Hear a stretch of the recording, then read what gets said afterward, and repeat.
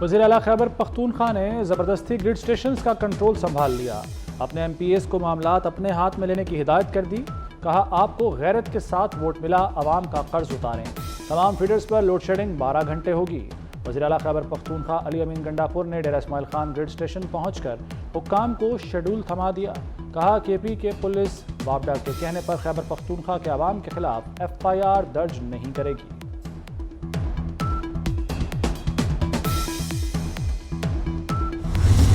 میں یہاں پہ اعلان کر رہا ہوں کہ 12 گھنٹے سے زیادہ لوڈ شیڈنگ کسی فیڈر پر بھی نہیں ہوگی. جو ہمارے واجبات ویسے بن رہے ہیں جو کہ ہمارے سی سی آئی سے اپرووڈ ہیں, وہ تقریباً 1600 ارب کے قریب ہیں اور وہ ہمیں نہیں مل رہے. مجھے صوبے کا پہلے پیسہ چاہیے جو آپ نے دینا ہے. کہ اگر پیچھے سے تم لوگوں نے کوشش کی کہ نیشنل گریڈ سے بجلی کام کرو گے تو میں نیشنل گریڈ کی بجلی یہاں سے بند کر دوں گا. میرا سٹیپ 2 یہ ہوگا.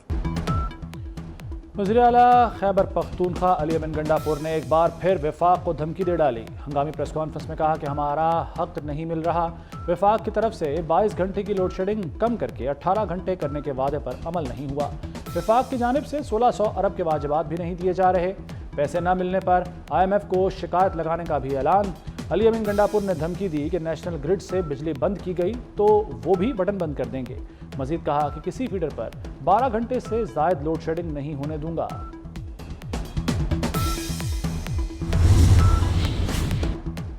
ایم پی اے فضل الہی اپنے وزیر اعلیٰ علی امین گنڈاپور کے نقش قدم پر چل پڑے. مشتعل مظاہرین کے ساتھ پیسکو کے رحمان بابا گرڈ پر دھاوا بول دیا. زبردستی 4 فیڈرز چالو کرا دیے. یہ فیڈرز بجلی چوری اور بل نہ دینے میں سر فہرست ہیں. ممبر صوبہ اسمبلی نے پیسکو سٹاف کے ساتھ زور زبردستی بھی کی. ٹانک سے ایم پی اے عثمان خان بیٹنی نے بھی وزیر اعلیٰ کے اعلان کے بعد زبردستی بجلی بحال کرا دی.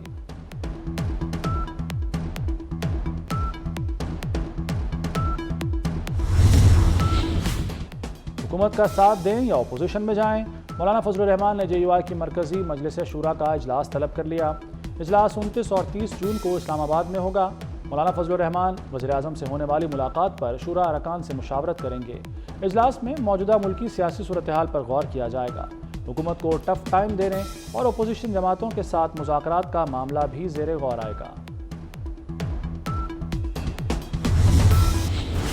ملک کے کئی شہروں میں موسم گرم اور خشک. عید کے تیسرے روز بھی لو کے تھپیڑے. سرگودا, جہلم اور گجرانوالہ میں درجہ حرارت 42 تک پہنچ گیا. لاہور میں کم سے کم درجہ حرارت 39 ریکارڈ, زیادہ سے زیادہ 44 ڈگری سینٹی گریڈ تک جانے کا امکان. کراچی کا درجہ حرارت 37 تک رہنے کی پیش گوئی. ملتان اور گرد و نواح میں گرمی کی شدت برقرار. آج اسلام آباد سمیت پنجاب کے بعض علاقوں میں بارش کا امکان.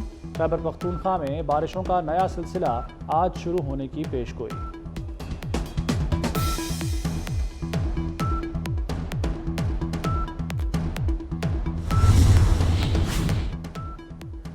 سعودی عرب میں شدید گرمی. حج کے دوران ہیٹ سٹروک کے باعث 577 حجاج کرام شہید ہو گئے. غیر ملکی میڈیا کے مطابق جاں بحق حجاج میں سے 323 کا تعلق مصر اور 144 کا انڈونیشیا سے ہے. اردن کے 60, تیونس کے 35 حجاج بھی چل بسے. حج کے دوران شدید گرمی سے ایران کے 11, سینیگال کے 3 حجاج جاں بحق ہوئے. گزشتہ روز مکہ مکرمہ میں درجہ حرارت 51.8 ڈگری سینٹی گریڈ ریکارڈ کیا گیا.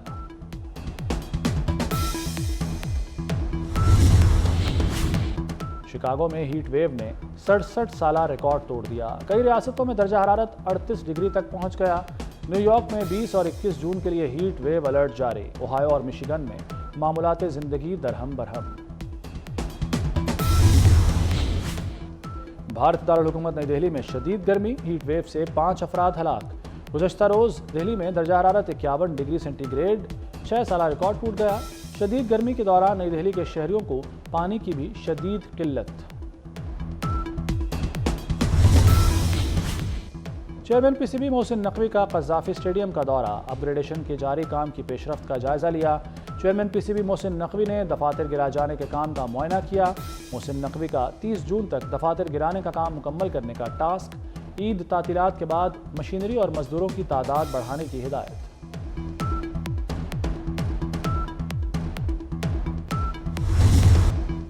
عید کا تیسرا اور چھٹی کا آخری روز. کل کے مہمان آج بن گئے میزبان، چٹپٹے کھانوں سے دسترخوان سج گئے، قورمہ، کڑھائی، کوفتے، نہاری، بریانی اور باربیکیو سے تواضع، انواع اقسام کے پکوانوں کی خوشبوؤں سے محلے مہک اٹھے، ریسٹورنٹس پر رش، فاسٹ فوڈ والوں کے بھی وارے نیارے، دوست احباب کی بیٹھکیں، بچوں کا عیدی خرچ کرنے کا مشن مکمل۔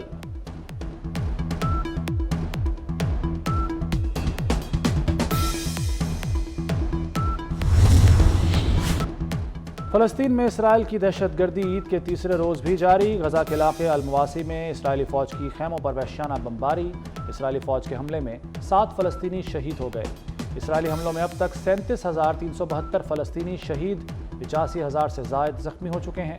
جنگی جنون کے مرض میں مبتلا اسرائیل کا دہشت گردی کا دائرہ لبنان تک بڑھانے کا اعلان، صہیونی فوج نے لبنان میں کارروائی کے لیے آپریشنل منصوبوں کی منظوری دے دی۔